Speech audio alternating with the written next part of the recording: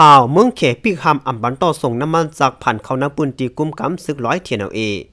ดีน้ำปืนตีนาลินทับซึกปลอง TNLA เขากุมกำไว้นั่นย้อนปืนเขปิกหำลองกันต่อต่างน้ำมันจากลูกตั้งเมืองเขเข้ามานั่นแลนะเขาดังหลายวันในเฮ็ดให้ขันน้ำมันจากปุงขึ้นสูงมาเฮาแฮงในเยาเมืองแขปิกหำอำปันกาต่างน้ำมันจากอันลูกตั้งผังสวยลีเดกว่าจูเวียงนำคำอันที่จับแลนดินเมืองแขอันจุ่มซึก TNLA เขากุมกำไว้นั่นอำปันลาดผ่านกิกหลันแลนดินหนองเต้าเสียเฮ็ดให้น้ำปืนตีไหลปึงอิงน้ำมันจากต่างเมืองแขมือหนังในจีเวียงนำคำนำตูมันตรงนำสันกว่าจะในเฮ็ดให้น้ำมันจากขาดกว่าดีเวียงนำคำอันเป็นเวียงที่ซับกันตั้งแลนดินเมืองแขนั้นขันน้ำมันจาก1 ลิตรแล้วมีการขันถึง 20,000 ปลายเสปั๊มน้ำมันจากก่อปิกอึดไว้กันหมดยาวนางยิงคนเมืองนำคำก่อ1 ลัดกว่าที่สื่อข่าวเอลาวตีว่าและยินว่าเจมมือปังตึกนั้นเมืองแขอำปันกาต่อส่งน้ำมันจากมาเยาวแลปั๊มยาวอันปืดไว้โซเขามือว่านั่นก็มีกำพองเกวมันอำไลกลุ่มทนจอมหนังอันเฮาคาโลตีปั๊มน้ำมันจากจอมตังนั่นก็กาขันน้ำมันปูงขึ้นสูง1 ลิตรละ 20,000 ปลายยาวย้ำเหลียวคนเมืองนาเวียงนำคำขี่รถไฟฟ้าแลรถจางเกวว่าไหนดีนาเวียงนำตูอันจุ้มซึก100 TNLA กุมกำไว้นั่นก็ปั๊มเหยาน้ำมันจากก่อปีกอึดไว้สิอำกาปั๊มเจอสารน้ำมันจากจอมตังก่อน้ำมันหมดเสียงยาวเสขันน้ำมันจากก่อปูงขึ้นสูงมาแต้ๆไหนคนปืนตีก็1 ลัดกว่าหนังไหนยาว10 ลัดในว่าค่ากว่าแลหาปั่นซื้อน้ำมันตังเวียง1 ลิตรกวยก่ออำเต็มไล่ซื้อเป็น 20,000 ลูกก่อนกาขันโคกุ่นกุลองก่อ1แค้นปูงขึ้นมาเฮาเฮียงโคกุ่นก้าแลโคกุ่นมืออันตังยำไล่ซื้อ3 เหงหาปากปยานั่นมือเหลียวซ้ำไล่ซื้อหาเหงปยายาวคารถเครื่องแลกาอันกว่ามาจอมในเวียงนำตูก่อหันเอมาเสย้อนมีน้ำมันแลไล่หันก้นเมืองออกไปตั้งนำเหลือมาในยาวที่เวียงหมู่เจอันเป็นเวียงก่อมาสินซึ่งมันเข้ากุมกำอันที่จับกันตั้งเวียงนำคำเมืองเขนั่นก็จังตึกหาปานขว้างกันต่อส่งน้ำมันจากลาดผ่านตั้งกิกหลันแดนดินอยู่เซตาไว้ซึกเก่ากัง MNDA เข้าตึก TNLA ยาวก็อำปันต่อส่งน้ำมันเข้ามาเหมือนกันในยาวกว่านั้นได้ตามมีปีเฮาขึ้นปังตึกพ้องซึก TNLA และตับซึกโกกัง MNDA เขาเป็นปังตึกกันนั่นไผเมืองเขยำปิกคำกันต่อส่งกุนก้าป้าเต็มน้ำมันจากลาดผ่านตั้งกิกหลันแดนดินเจอในยาวว่าหนังไหนและหูซ้อมข้อมูลข่าวเงาแรงหุ่นเหมอออกแน่มีไว้หนังในข่าวอ้อเหมอสูงตังเซ็งค่ะတရုတ်ပက်ရွေ TNLA ဒေတာ73စီပြတ်တရုတ်နေဇာမှာ73စီတယူခွင့်ပိတ်ဆို့ထား၍ပလောင်တအားအမျိုးသားလွတ်မြောက်ရေးတပ်မတော် TNLA ထိန်းချုပ်ရာဒေတာများတွင်ယခုရက်ပိုင်းအတွင်းစီပြတ်လာကဈေးလက်အစမတန်မင့်တက်နေကြောင်းသိရသည် TNLA ထိန်းချုပ်ထားသောတရုတ်နေဇာမျိုးနန်ခမ်းတို့ရွှေလီမြစ်တစ်ဖက်ကန်နောင်တောင်းနေဇာကိတ်ကတဆင်စီပေါစာကားများတရုတ်မှတဲယူခွင့်ပိတ်လိုက်ရာထိုကိတ်ကိုမိခိုနေရသည့်နန်ခမ်းမျိုးပင်နံပါတ်2မန်တုံနန်းဆန်မျိုးတို့တွင်လည်းစီပြက်လက်လာကြောင်းသိရသည်တရုတ်နေဇာနှင့်ကတ်လျက်မျိုးနန်ခမ်း၌ဓာတ်စီတလီတာ2000ကျပ်အထိရောက်ရှိနေပြီး73စီအယောင်းဆိုင်အားလုံးပိတ်သိမ်းထားကြောင်းနန်ခမ်းမျိုးကအမျိုးသမီးတို့ကအေယာဝတီကိုပြောသည်၎င်းကတိုက်ပွဲဖစ်ကတဲ့ကစီကားတွေကိုတရုတ်ကပေးမထွက်တော့တာလို့ကြားတယ်စီဆိုင်ကြီးတချို့ပဲမနက်ဆိုအချိန်ပိုင်းနဲ့ဖွင့်ပေးတယ်လိုအပ်တဲ့လောက်နဲ့မရဘူးလမ်းဘေးချရောင်တဲ့စီဆိုင်တွေမှာတော့ပေါက်စေ2000ကျော်တယ်မြို့ကန်အများစုကဘက်ထရီဘီဆိုင်ကယ်တွေပဲစီးကြတော့တယ်ဟုဆိုသည်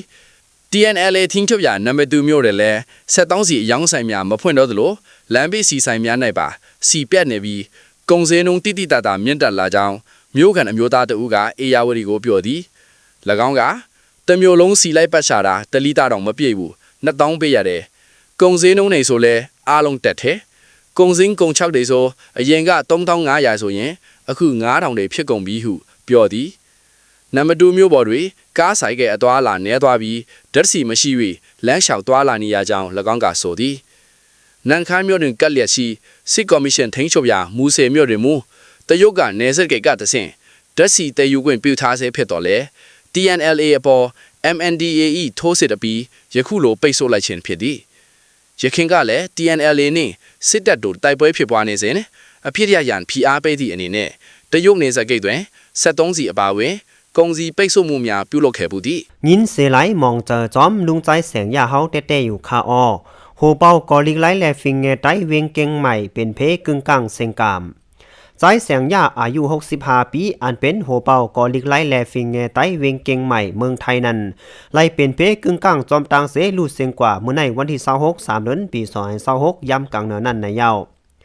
นางแสงเมืองลีผู้ป้องกันมุกจุ้มลิกไลฟิงแงเจ้าคือไต้เวียงเก่งใหม่ลัดกว่าดีซุ่มเงาหางเสียงไต้ว่ามือเหนือเจ้ามอกเกามงไปในตีห้องยากับพลมาว่าโหเป่าเป็นเพกึ่งกลางลดเคืองผ่านยาโหเสมีไว้ตีห้องยาว่าหนังในแล่ไล่กว่าเจอกำเหลียวคาออถึงห้องยาก็โหเป่าอ่ำหูโตเยาคาหมอเขาคัดเจอปั๊มหูเจอมันเจ้าไล่กำก็อ่ำไล่เยาไล่ผัดเท่ากว่ามือย้ำกลางเหนือหมอก10 โมงในเยาคาว่าไหนมานั่งสืบลันในว่าที่วัดกูเตามีป้อยสั่งร้องโหเปาซ้ำเป็นผู้ป้องกันเหยื่อแล่อัปเดตฮิปแนตมาดีวาดมันเจ้าขี่รถเครื่องมาตึกมีอยู่หน้าปอกหนองหอยกวยเมื่อถึงที่เจ๋งตั้งรถเครื่องมันกว่าผ่าใส่หัวอุเสตัวมันก่อนร่วมลงกว่าจอมรถเครื่องก้นหิมหอมก่อนเนี่ยโทรห้องจุ้มซอยแถมก้นโทเพจุ้มซอยแถมเขาคัดเจอปั๊มหัวเจอมันตีนันอ่ำไล่แล่จังส่งกว่าที่ห้องยาจอมตัวจอมคิงมันนั่นอ่ำหันมีห้อยจิบหลงหลังลู่เสียงย้อนสั่งไหนไผ่ตั้งห้องยามหาลาดเขาตีผ่าทัดด้วยก่อนจังเตจังลาดไลว่าเสียงกอบสังลดเครื่องก่ออ่ำลูกก้อยน้ำในเยาปังจับปนาโฮเปาแสงยาเตไว้ตีแล้วเตป่นเมื่อแล้วในก่อไปจังลาดก็ว่าเตไลเปิดคอตอบการผ่าตัดตีห้องยาแลว่าห้ามห้องตีห้องบริหารเสก่อนในเยาเมคู่หานนผู้ก็กลุ่มก่อลิกไล่แลฟิงเงใต้เวียงเก่งใหม่แต่ลัดว่าโจเข้าคิ้วในกันมันใจสุกยุงแต่เจอวนจ้อมนาการหื้อตานอนอ่ำอิ่มหื้อแห้งโอนแฮเอาสติลดกว่าก่อจังเป็นไรเป็นหือก่อเฮายินตกเจอยินเสไหลลงลางเต้ๆในเยาลุงใจเสียงยานั่นเป็นก้นจ่าที่เวงเก่งตุงเป็นก้นมือสงฟิงแยลิกไลไปมอนเจมเมอร์ตึกเป็นปานก้นหนุ่มเข้าป้านางมุกจุ้มต่อยตึงหมอกก่อนหนุ่มเวงเก่งตุงห้องความแต้มวอกจื้อไปกำใจมอนเคอเป็นผู้แต้มความปันหมอกความนางมูลเมืองนางแสงคำนึงเขาละลายโห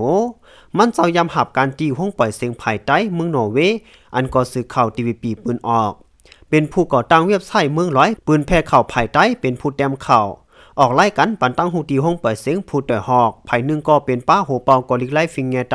เวียงเก่งใหม่เขาลัง10 ปีไปเป็นป้าตั้งจุ้มป้องกันวัดกูเตามันเจ้าไล่หับกันฟิงแงลิกไล่หลายภาษาศาสนาต่อถึงถอยเสือปอกเนินสุดมันเจ้าอยู่ยาวโหเปาลุงเสียงยาเป็นก้นจ่าที่เวียงเก่งตุงจือป่อลุงเจยาจื้อแม่ปานนางยอดอยู่วันเกียงลันเขต2เวียงเกียงตุงมีพี่น้องห่มต้องกัน2ก่อใจเสียงยาแหล่ใจหยันยาผู้ห้องความมีแทงพี่นางปุนทำปอแม่เก็บเลี้ยงเหมือนลูกแต่จื้อห้องคุดสอนนางน้อยลุงเสียงยาไลเตนาเฮิรนซ้อมนางยอดเหล่าค้ำผู้อันเข่านางหมวยเงินห้องปล่อยเสียงเมืองหนอเวมีลูกยิงห่มกัน1ก่อมีหลานซ้าย2ก่อหลานยิง1ก่ออยู่ยาวและผู้ซ้อมข้อมูลข่าวเงาหางเสียงใต้ออกแน่มีหนังในคาอ้อ